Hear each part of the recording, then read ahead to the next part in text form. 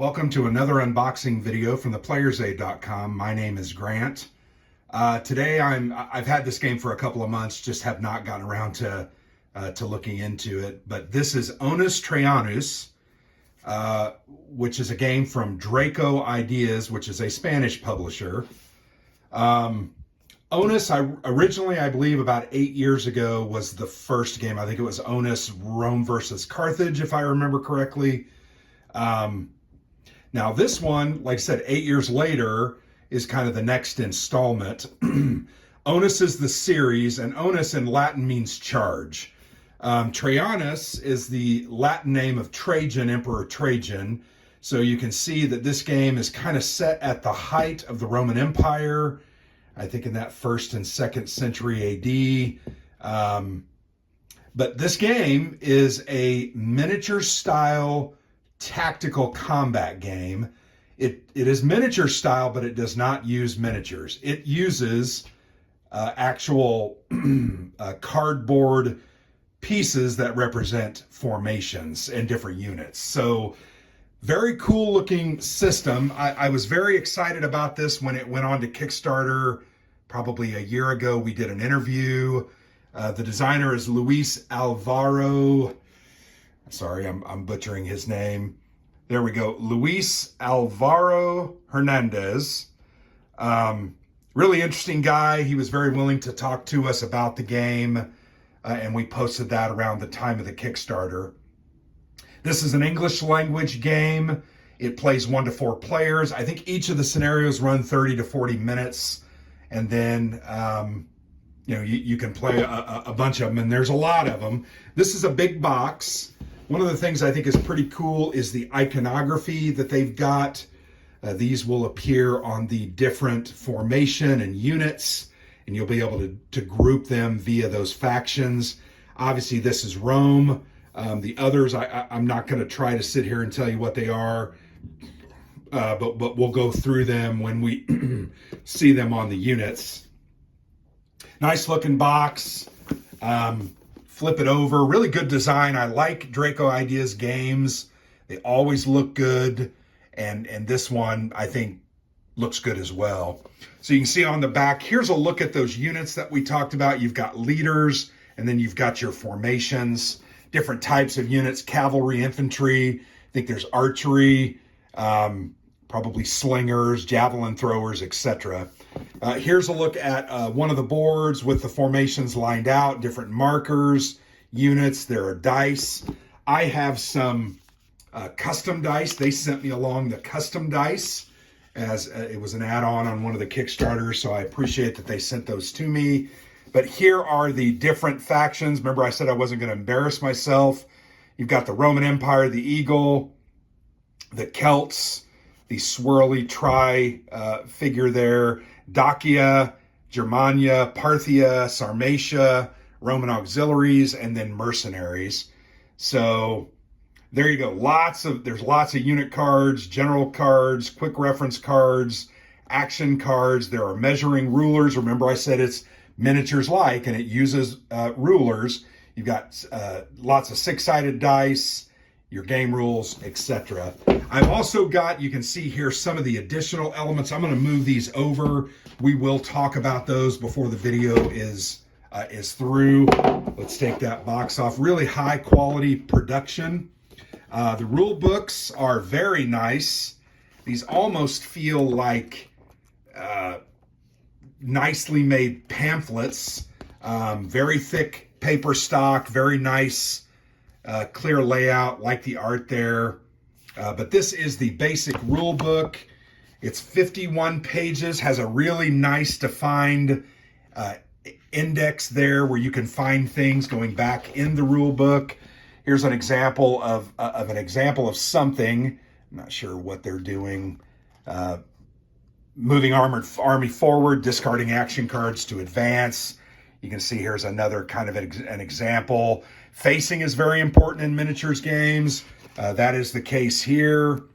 A fairly dense rule book, but it looks like there are good color examples that show how to do things, and that's always important. This game, I don't believe, is going to be that difficult to learn. I think it's similar to many tactical miniatures games, and I think we're going to pick it up pretty quick. The system, there are historical scenarios, but you can also, I believe, spend. So here says the game includes reference cards with different preset armies of 1,000 to 1,800 points for quick games. Also on their webpage, you can find Excel files that will allow you to calculate points of your armies and number of units of each type that you use. So you could potentially, make up your own scenarios based on some of these battles. Here's a look at the leaders. There's Trajan. Here's a look at the one of the Persian leaders, I think, and the Germanic leaders. Very cool. A look at the units. I'll go ahead and show you that. You've got, obviously, you have drawing of different legionnaires there. You have the section. The abilities are listed. Those are the shield, the green, and the orange kind of starburst thing. You've got a movement value, a health value, a morale value, and then a defensive value, dodge and armor. Dodge listed first, the 5, armor's the 7. Then you have ranged attack, power and range, melee attack, and then you have the value of this army is 100 points. So there you go. There's a look at the rule book. Pretty clear laid out. There is a solo mode. I would like to dive into this. This is only about 6 pages. So you got to learn that whole rule book there, and then you're going to have to follow what goes on here. I said 6 pages. It's 12. It got some tables on the back as well. Really cool that it does have a solo mode.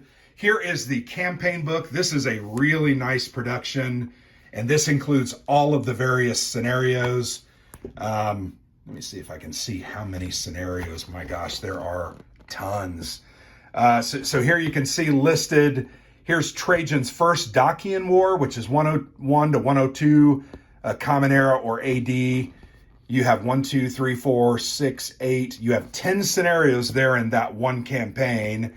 You've got about 10, another 10, actually about 12 or 13. Then you've got 5 in the last scenario. So all told, there's about 35 to 40 scenarios, which is pretty impressive.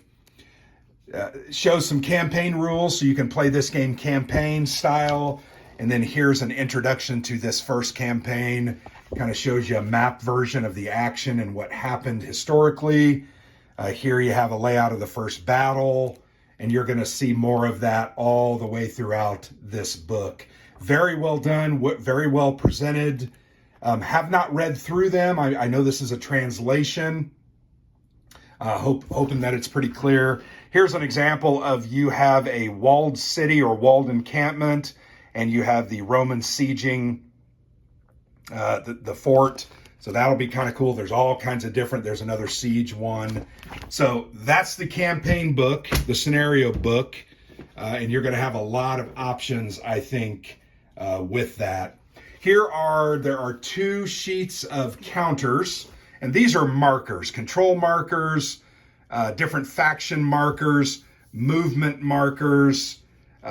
Here are the rulers. Remember I mentioned this is a miniatures-based game.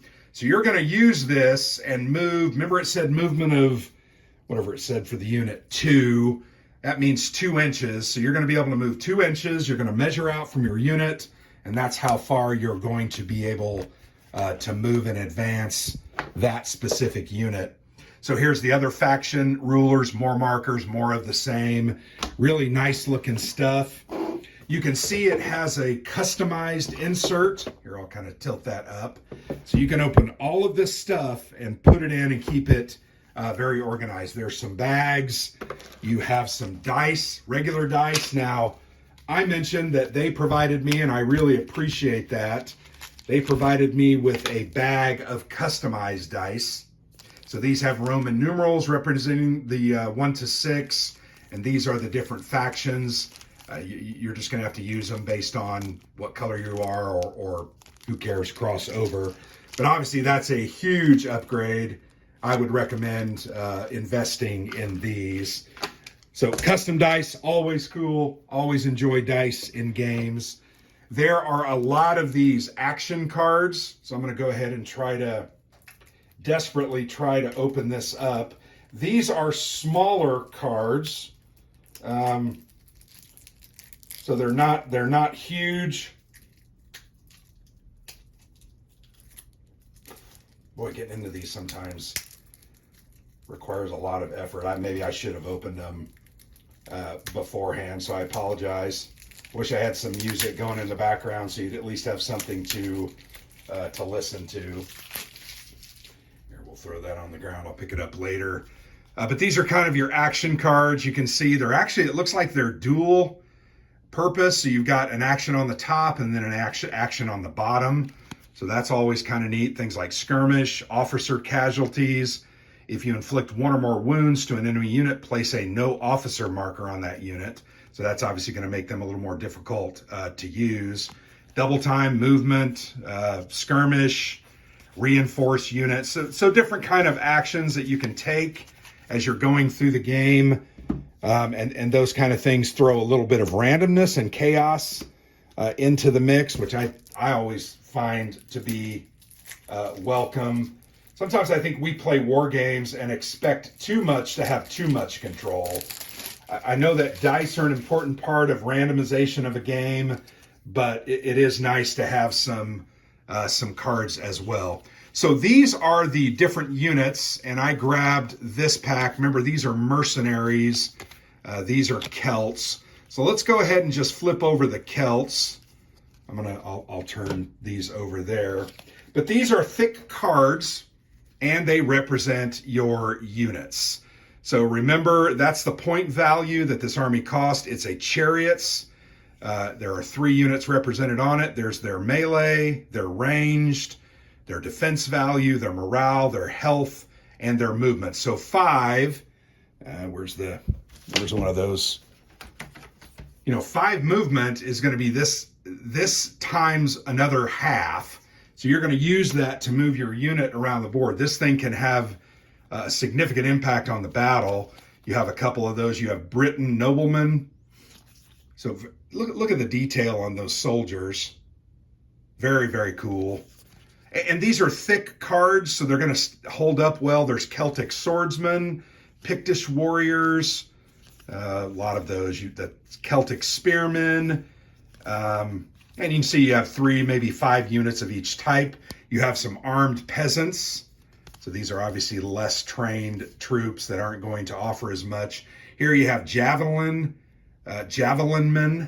Celtic javelinmen. You have slingers. These are very common in ancient games. We've seen these Britain raiders. So all different types of units. There's even a ballista. This is that mercenary card. So that's an example of some of the units. And you can see in this box, I've got an additional stack, another stack. There are literally 4 packs of these units in this game or in this box. And there's just going to be ultimate accessibility and to try out different strategies, to try out different factions, what their skills and abilities are. I think this is going to be way cool. I love the art as well. I think they did a great job on those. They look slightly cartoonish, but they look cool, and I'm okay with that. One of the things that I thought was also very cool that they sent me, as I think this was an upgrade in the Kickstarter, these are actually boxes, little cardboard boxes. So I'm gonna fold this up. Let's go ahead and do that. It forms a little box, and you're gonna put the cards of that faction. So this would be Roman cards. I'm not putting the Romans in there, but you put their unit cards in there to keep them organized. You close it up.